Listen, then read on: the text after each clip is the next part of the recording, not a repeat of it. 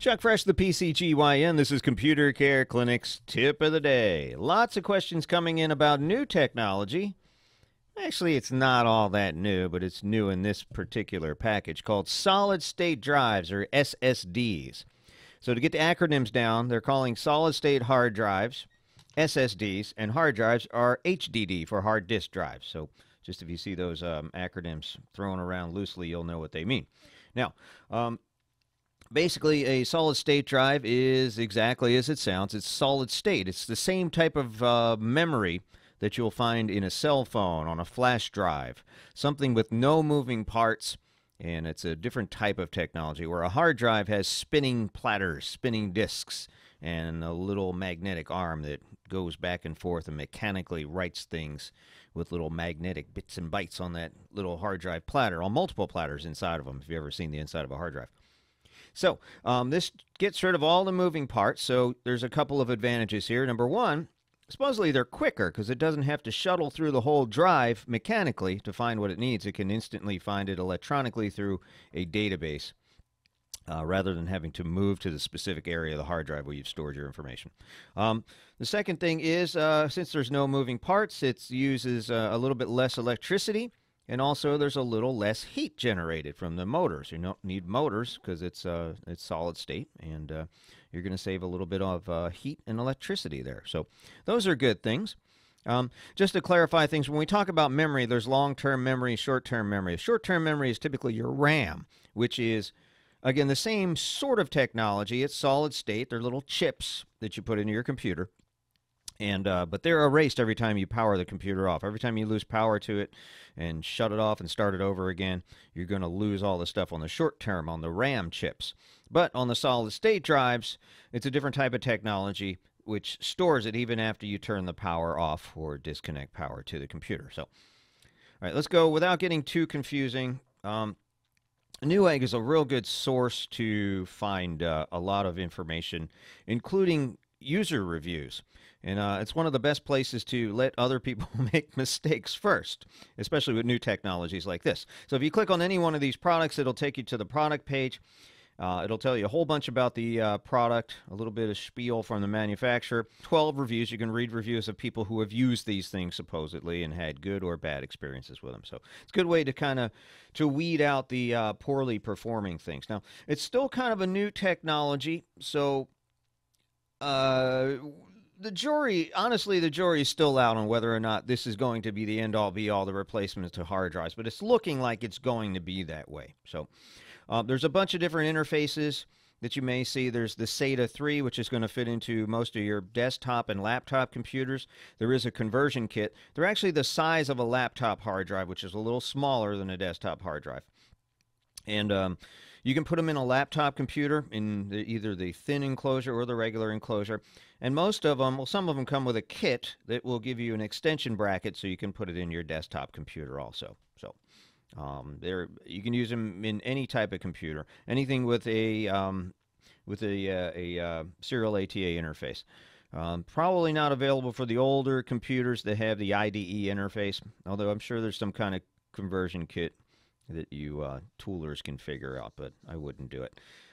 It's just going to be too slow and too strange, but anything's possible. Then there's the M-SATA, which is which you find in a lot of your smaller, really thin MacBook Air type computers, very thin Ultrabooks they call them. So that does the same thing, same type of storage, but in a much smaller size, and it plugs in to your computer like a wireless card or a stick of memory. It's got little gold edges on the end of it, and you just snap it in there. Meant to be a permanent installation, but they can be changed too. Then there's new ones, which are PCI Express, and there's the M2, USB, Thunderbolt for the Apple stuff. So there's all kinds of variations. Just about any flavor you could think of you're going to find in these things. And finally, the storage capacity is starting to get up there. So now you're getting up to a terabyte, which is fairly new. Before you could only get up to 128, and then 256 was a big deal. But unfortunately, you're going to have to pay for it. The newer technology and the larger capacities are quite expensive yet. Well, there's a terabyte by the Mushkin, but the Samsungs and the big companies, Kingston's Crucials, are going to be $450 and up for a terabyte. So, in comparison, a regular hard drive with moving parts for a terabyte you can get for under $100. So, 4 or 5 times more expensive. But look for those prices to come down as production ramps up. Um, More information about the technology that's involved in it. There's a website called ARS Technica, which has a lot of great information, and they have an article on how SSD drives or solid state drives work.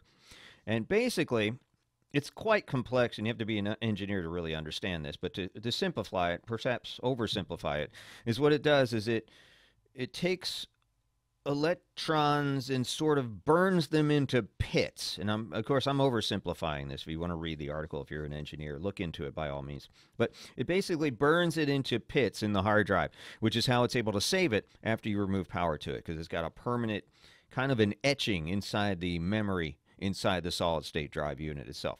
So when it goes back, it finds that microscopic etching, and the memory and everything it's stored is still there. And it does this thousands of times per second and over a vast amount of memory. It's pretty amazing technology. It is still, as I said about hard drives, it's amazing they work as well as they do. It's quite a miracle in technology.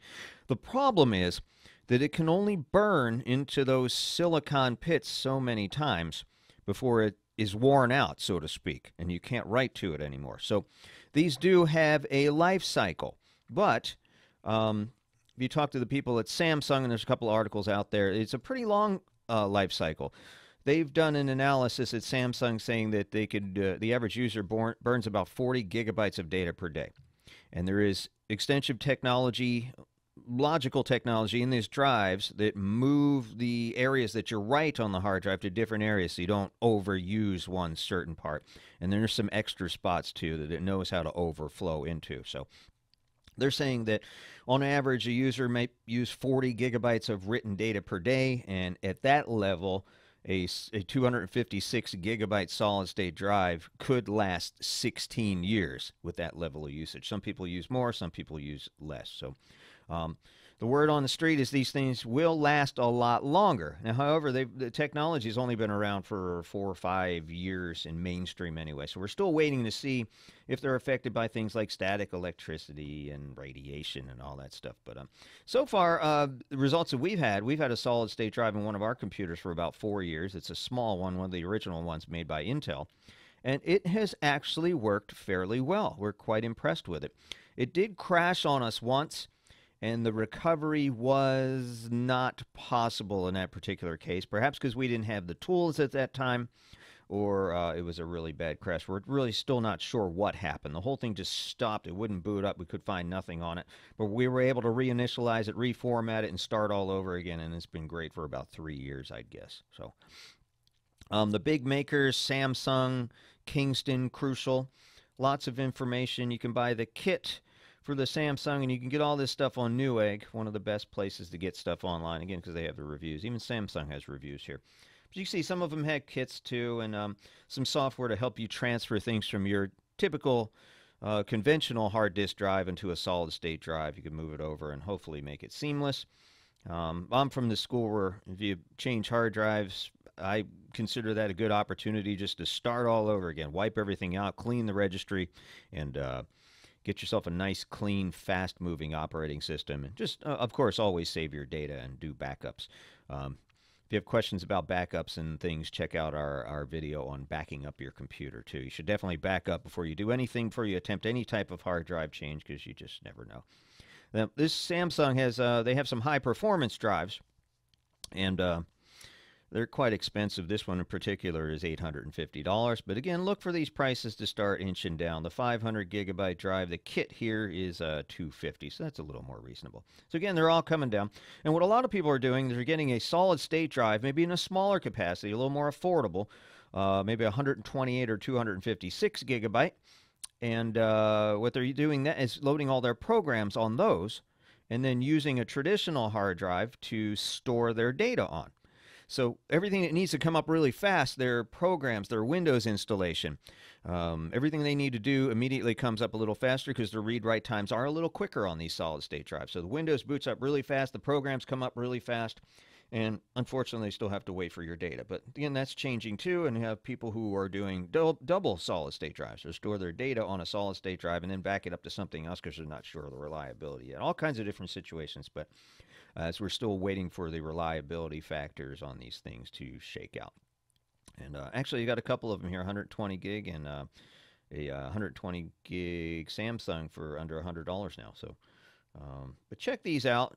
Look at the reviews. Do your own information. And when it comes time to change that hard drive, you should definitely consider a solid state drive. My name is Chuck Fresh. Please like our videos and subscribe. And thanks for watching. And I'm the PCGYN. That's your Computer Care Clinic tip of the day.